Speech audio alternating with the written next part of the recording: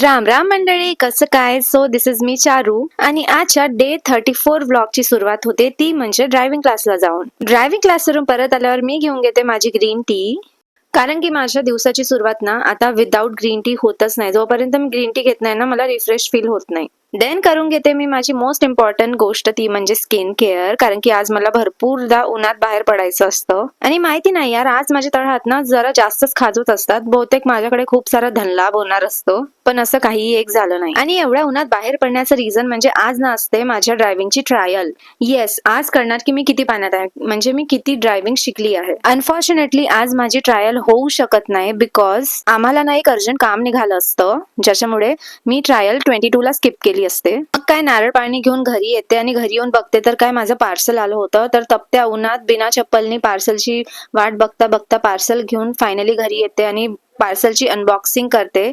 आणि हे असतं एक स्टोरेज बॅग, क्लोथ ठेवण्यासाठी, कपडे ठेवण्यासाठी. खूप स्पेशियस आणि छान क्वालिटीचं रिसीव्ह झालं असतं. मग पटापट रेडी होऊन आम्ही निघतो गावी जायला. आणि गावी जायचं कारण म्हणजे एक छोटासा अकरमासाचा कार्यक्रम असतो, तो अटेंड करायसाठी आम्हाला जायचं असतं. आणि त्यातल्या त्यात माझं डोकं इतकं दुखत असतं उन्हामुळे की विचारू नका. लवकरच गावी पोहोचतो आम्ही आणि कार्यक्रमाला सुरुवात होते.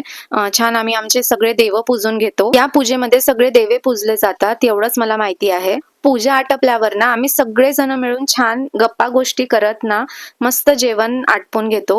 आणि जेवण करताना हे लोक म्हणतात की मला पण तुझ्या व्लॉग मध्ये घे, म्हणून यांना सुद्धा माझ्या व्लॉग मध्ये घेते आणि यांना टाटा बाय बाय करून मी निघते परत घरी जायला. काही असो, गावाकडचं वातावरण ना काही वेगळंच रिफ्रेशिंग आणि मस्त वाटतं. तर आजच्यासाठी ना एवढंच होतं. भेटूया नेक्स्ट व्लॉग मध्ये. तोपर्यंत टाटा अँड बाय बाय.